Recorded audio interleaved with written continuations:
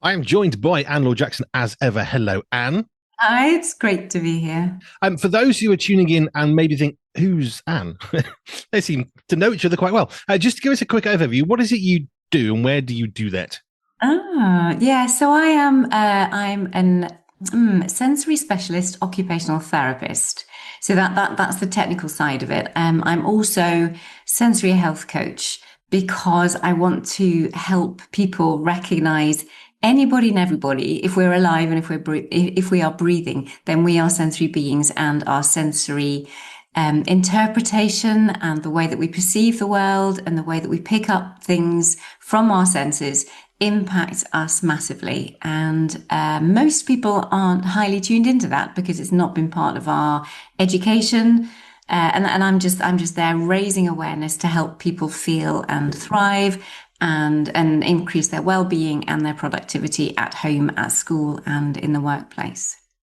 Cool. Well, we've got a topic we're looking at the moment. We're looking at a series of sensory healthy somethings. I mean, we've looked at sensory healthy church. We've had sensory healthy festivals, sensory healthy offices, and we go on and on and on. And this is really cool. It's a very different way of looking at some of the things we've talked about since 2023. But before we get to that, I have two questions for you.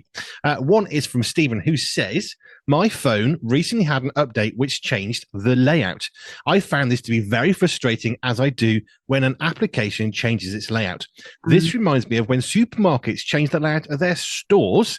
It Mm. got me wondering about how dysregulating the change of a layout can be for some people. Oh, what a brilliant question. There's a man who knows those things. It's huge. Supermarkets, I understand. I know the marketing behind it. And I totally get the fact that you then you have to be aware again. Your whole registration of the sensory input has over time, when you know things are and which aisle is that, you're able to cope at a much lower level because you've scanned all of that visual environment before. You've processed it in your brain and you've slotted out and says, yeah, no, I don't need the washing powder. I don't need this kind of stuff. And you can function at a very different level and quite a calm level. And you can be pretty quick going to the supermarket. And then they change it for that very reason, because it makes you buy things that your brain has scanned out thinking that I'm not going to be interested in those, just in case you've changed or somebody said, oh, you might want to try this biscuit instead of that one or whatever. And so therefore, as you go through this new layout, you are absorbing the new sights, the new sounds, the new smells of what is going on in that particular aisle, which is causing you to have to process an awful lot more. And it's slower and it's kind of stressful. And for some, it is massively anxiety provoking. Supermarkets can be, bad enough as it is just because there is so much in there. Even though we do have these sensory friendly hours now, that was another discussion point, actually. It's like sensory friendly versus sensory healthy. I was thinking about this yesterday and I have an opinion on that, but we can come back to that one. But yeah, it is really dysregulating. And I think supermarkets, if they are not doing it yet, they need to communicate that to certain members of their customer base, or at least give them warning. Put a placard outside the supermarket. We are changing in next week or whatever. We're doing a refresh of the layout, and therefore those who will find that really dysregulating, really unsettling, really anxiety provoking, they can go in and you might have a plan and a map of what the new shop is going to look like. That would be so helpful for some people. That's a really, really good question. I remember going, I will name them because it was really good. I went into a Sainsbury's store that was doing exactly that. They were completely remodeling where everything went in the store. And why I'm mentioning them is this reason.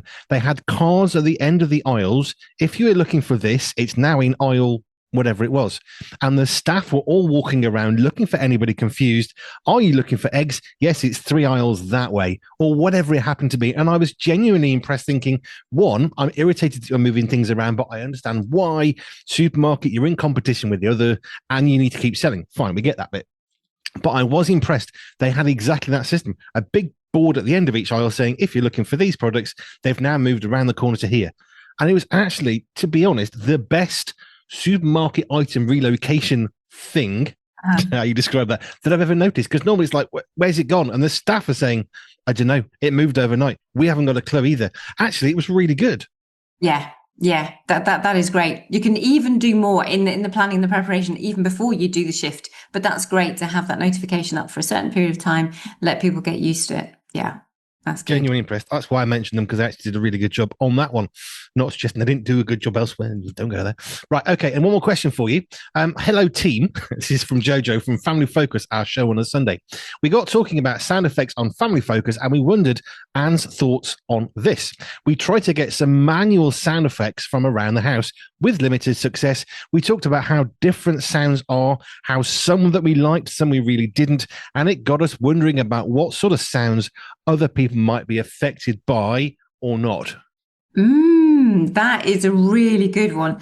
A lot of it comes down to that sensory thumbprint. What is it about you? What is it about your auditory processing? What are the frequencies that particularly affect you? Are there certain, it's a massive thing. But the ones that often come out to me, babies crying is a high one. Motorbikes is another one. Now that could be because they are quick also. There's very little preparation when you hear it, and when it does come, it's kind of loud. The kind of the firing often, depending what the exhaust is doing, that can be a bit disconcerting too.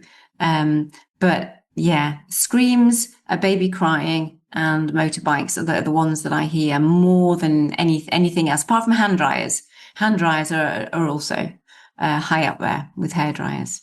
But, Interesting. Hadn't thought about those. There are some different types of hand dryers, some of which you're thinking, just don't bother. I'll walk the water off faster than this pathetic thing, which is sort of occasionally coughing out gently a little bit of air. And there are other ones where you think my skin is being ripped off my hands. Could you just turn it down just a little bit? Somewhere in the middle of there, I think would be good. But we decided that there are various sounds we weren't going to use because, very specifically, audio with a microphone, if it was a clicking sound like a pen, which I'm not going to do, that could actually distort because it's a sudden peak of noise. So we thought, well, what else do we have? We had little bells that we had off some Easter bunnies from years ago that we've collected these bells. No idea why. So we had them in our hands and we were shaking. That was quite good. And there were other things which are great but too quiet, so we didn't bother with those. And other things like Velcro, which we used, which can be quite good. And it just got us thinking a bit about, well, there are limitations for us into a microphone. So that's one specific one for us in terms of manual sound effects, because we're doing a live stream on Facebook and YouTube.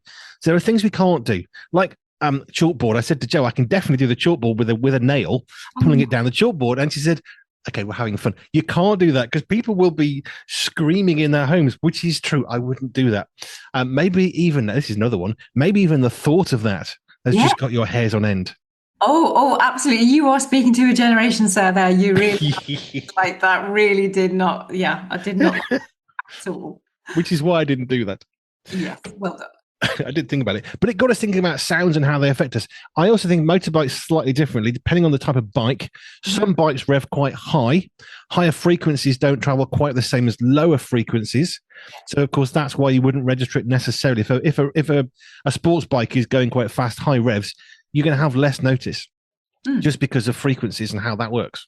There you go. Well, this is where you get into the specifics. And that's what I love with me being the sensory expert. I'm always wanting to pair up with people who are experts in their thing, whether it be you and driving and mechanics and all kinds of moving knob things. And then like parents, I can speak to parents and I can speak to teachers and I can speak to people in the workplace. And, so it's really nice to have those. I love speaking with experts in their own field. And then we bring each other's knowledge together and get the best fit for whatever is going on in that family. I definitely wouldn't say expert mechanic. Expert driver, I would actually say, yes, that's a good fit. 20 years professional driving. But expert mechanic, when it broke, I made a phone call. It's broken. What's wrong with it? It's broken. What else do you want me to tell you? You're the mechanic. I'm not paid for that job. It's like when you go to the doctor, what's wrong with you? If I knew that, I wouldn't be here. You tell me, you're the expert qualified. Right, let's move on now to today's Sensory Health. Oh, yeah, I know. I was thinking though, I was going back to hand dryers though. I just have to interrupt you there. So yeah. The hand dryers, I was going to do, as I've traveled around the place, like a scoring of the hand dryers from like 0 to 10, of thinking, how good is this hand dryer? Because of exactly experiencing what you're experiencing. And I was in one airport and I was drying my hands, but the design of it was just, I've never seen like there were air things at most bizarre angles.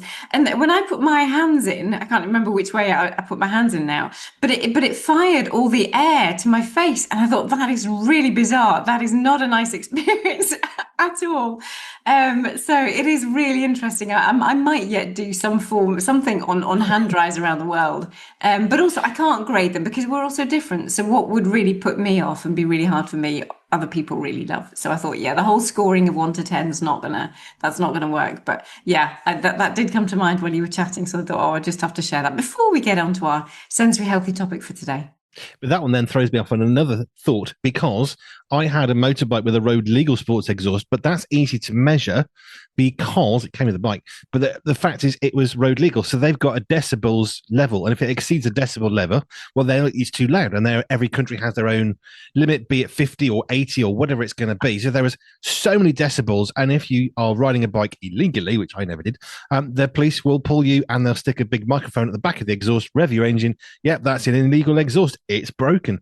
For the very reason that it is shocking and quite scary. And actually, just by the way, it doesn't help with efficiency in your motorbike. Just saying. Excellent. Well done. Very good to know. There you are. Right. Sensory healthy stuff. Now, we're talking about sunbathing, suntans, and that got me thinking about gardening, which we are trying to do, which I thought might make quite an interesting segue of sensory healthy, outdoorsy stuff. We can go wherever you want to. We can might be part one, part two, part three, however many. I think this could go a few ways, actually. But let's just start with gardening, only because my shoes have still got bits of grass in them, which is scratching. Let's just start there, because we've talked about allergies before. We know that hay fever exists, and therefore antihistamine can be quite a good way to prevent that. And we would suggest, generally speaking, or you would be suggested that if you're struggling very badly, take a check of what season it is in the year. Certain grasses and crops are worse certain times of year. So the advice generally would be, well, try and stay out of the outdoors. Sit next to an air purifier or something along those lines. As a family, if it's really bad, we go shopping very slowly around a supermarket that we know of that's quite large and has lovely air conditioning. And it's wonderful to have that relief, and we get the shopping done at the same time. So hay fever is an element of having things like bits of grass and cuttings in your shoes. I've still got some in my shoes, and they scratch just a little bit. I know what it is, therefore it isn't causing me to be dysregulated, to use the word from a question earlier. It's just a bit irritating. I think I really need to take my shoes off and bang out the grass and carry on. Now, that's because it's not affecting me, but for some people, it would be infuriating, I would have thought. Oh, utterly huge, huge. I mean, there are people, whether it be sand, whether it be grass, whether it be down the beach or, out in the garden or out in the park, absolutely, they will not tolerate. They have to have shoes and socks on. Or conversely, anytime that they want to get their socks and shoes off, and it's an absolute nightmare. It's really hard to get socks and shoes back on again because they're seeking all of that tactile input through their feet. But yeah, more often than not, it's really aversive to really hate that experience and that touch experience. It's really, really awful for them. I think we've touched on this one before when we looked at babies, but one of the things you're told when your baby first is born is they've got to wear socks and little mitt things. And the reason is because the nails are born very, very squishy, then they harden and they can be very, very sharp because they're very narrow. Wear a glove, it stops your child from literally cutting itself with extremely sharp nails. You've got to be very careful cutting nails on a baby for that reason. But it got me thinking about a child we met when we were on Guernsey years ago. And this child was barefoot. And we just happened to bump into this family a few times as it happened. And we just got chatting as you do as parents. And they said, yeah, before you ask about the feet, he won't wear feet ever. We don't even bother putting them on now because it's pointless. People complain, oh, your child must have cold feet or hot feet or whatever. Yeah, probably. But it's pointless putting them on because within 20 seconds they've gone and they've lost so many. They just stopped trying to put them on in the first place, which I guess is something of what we're talking about. Yeah, it is. Yeah, totally. And that's where the management technique of all of that can come from so many different areas of trying to balance the tactile system, treat it so that it becomes less reactive or it has enough input from the environment to be able to be settled and calm in order to be able to put a sock on and not get agitated and irritated by it.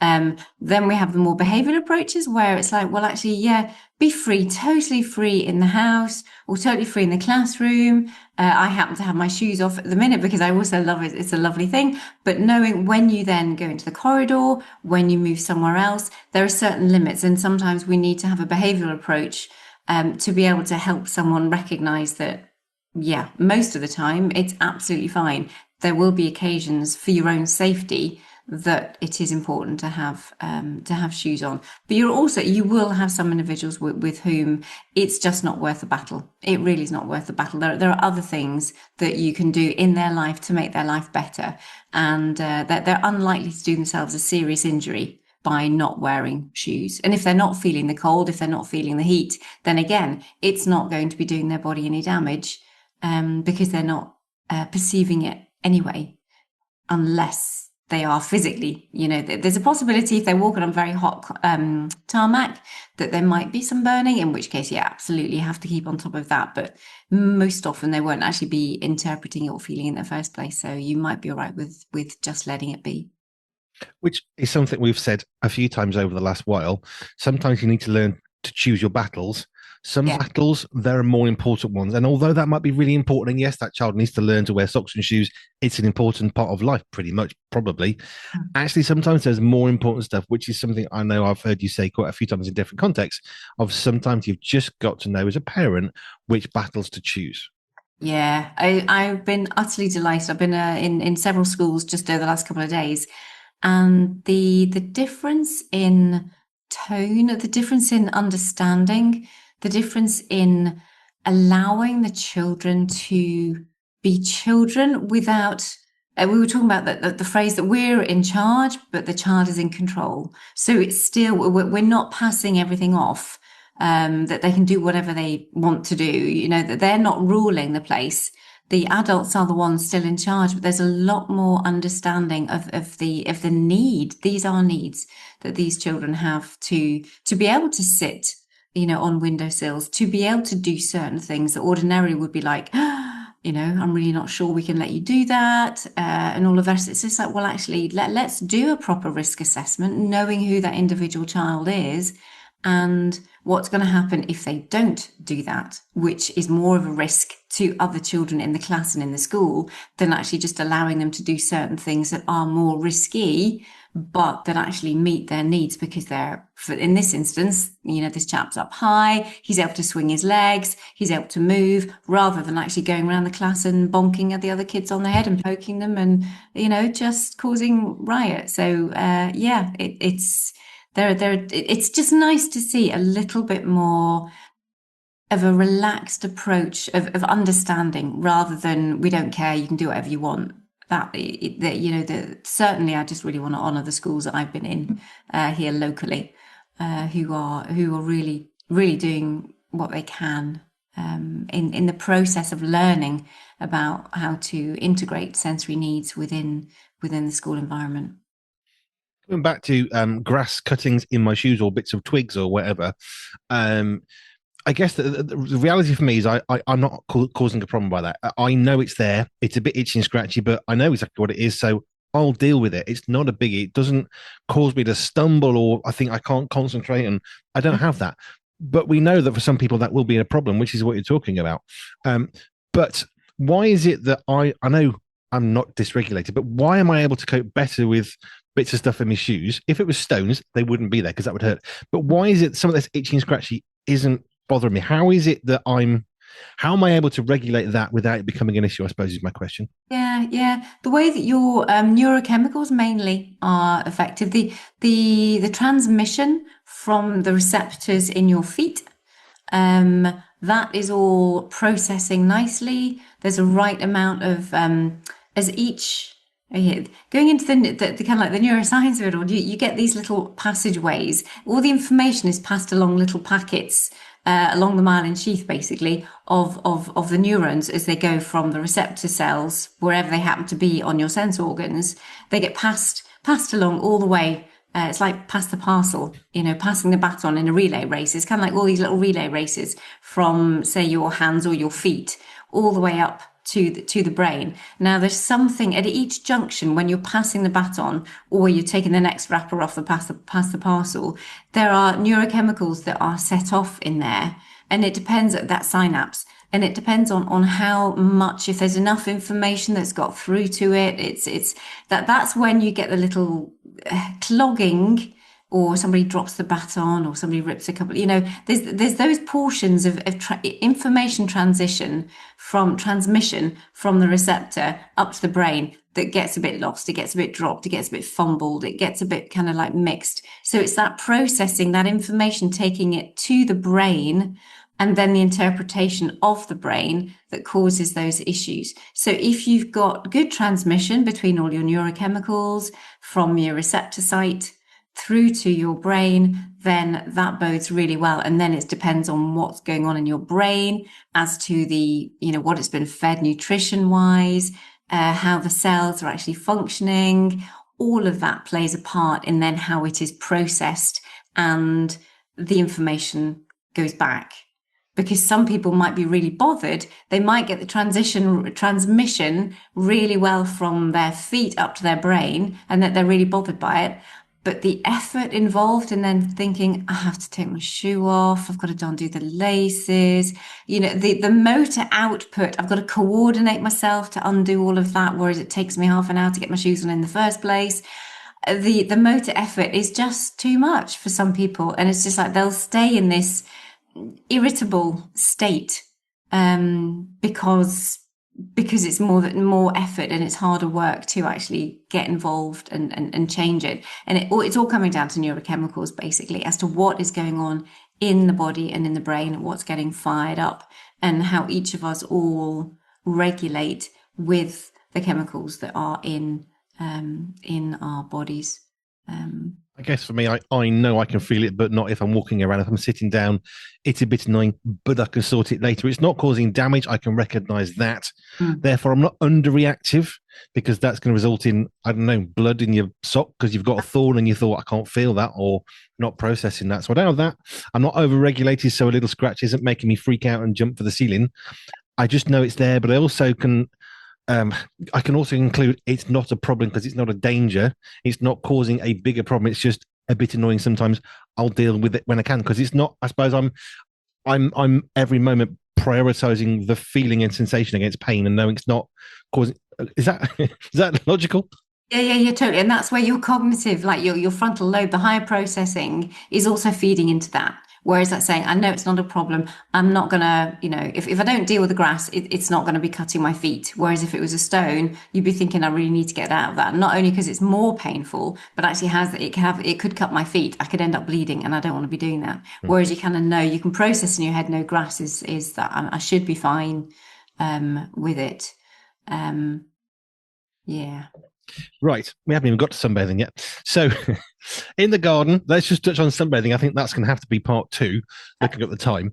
But when you're gardening, there are things we need to consider. And I remember watching my granddad, who was big into his garden, and it always shocked me. I mean, literally shocked and appalled me that he would spend 4 or 5 hours in the garden. He'd come in red-faced, red-headed, literally from sunburn, and he would have a hot cup of tea that he'd probably only drink about a quarter of. And I'm thinking, how dehydrated is your body at this point from the exercise? Now, he was older. He was, quite in tune with who he was and all the rest of it. He's grown up in India and he's fought in Burma, and he knows hot countries and what you can go through. But at the same time, I also know that since then, we know the importance of hydration. It isn't just a good thing to have a bit of a drink. Actually, it's critical to cognitive function, to your body, to your skin, to your ability to process food in your stomach. It's massively important.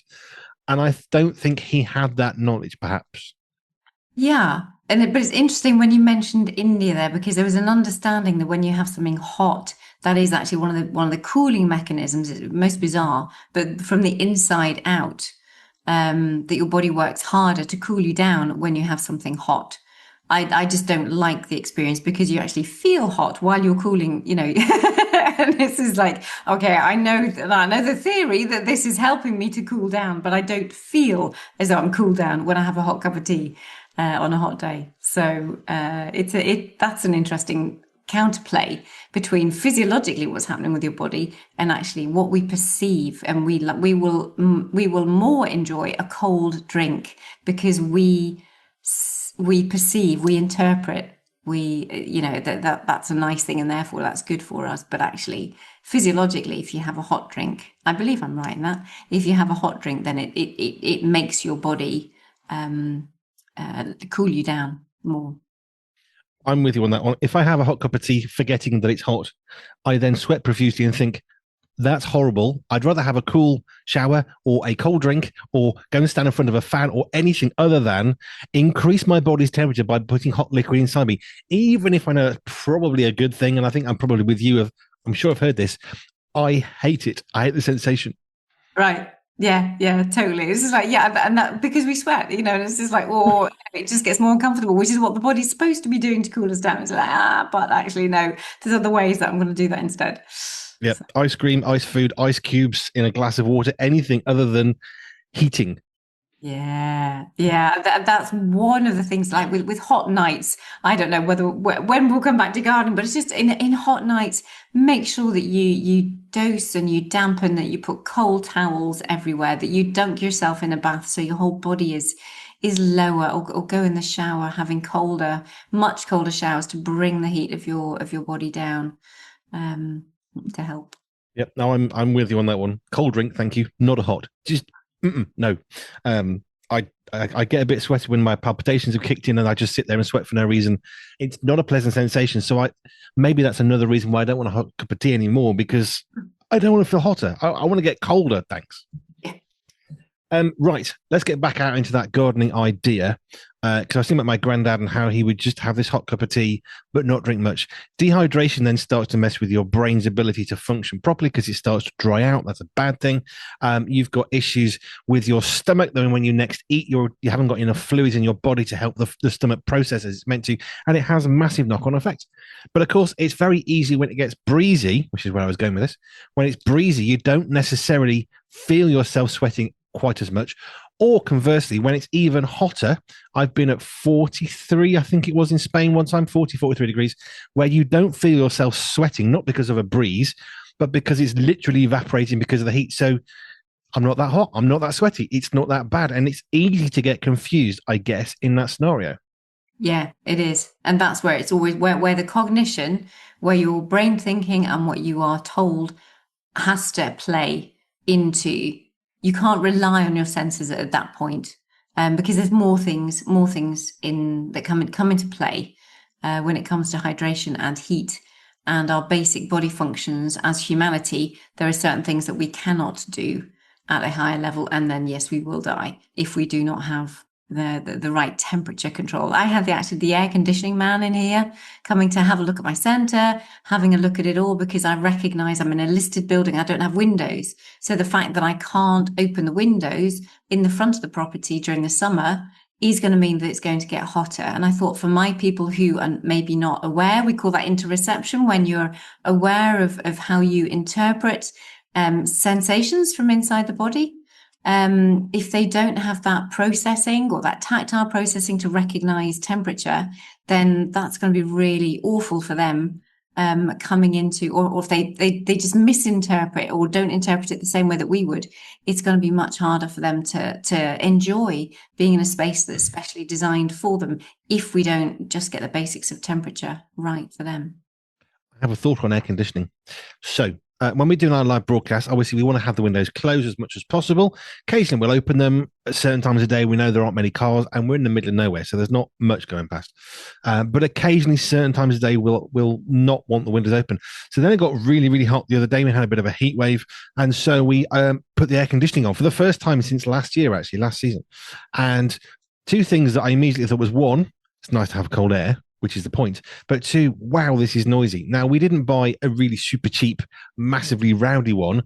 However, when it's working at full pelt, which it does on a hot day to try and get it down to a sensible temperature, it makes a lot of noise. And actually, by the time you've done your 3-hour show, yes, you're cooler, so you're not now dehydrated. The other issue is the extra exhaustion that I always feel from 3 hours of basically, if you think of a fridge, when it like kicks on properly, it's like that, but magnified quite a lot.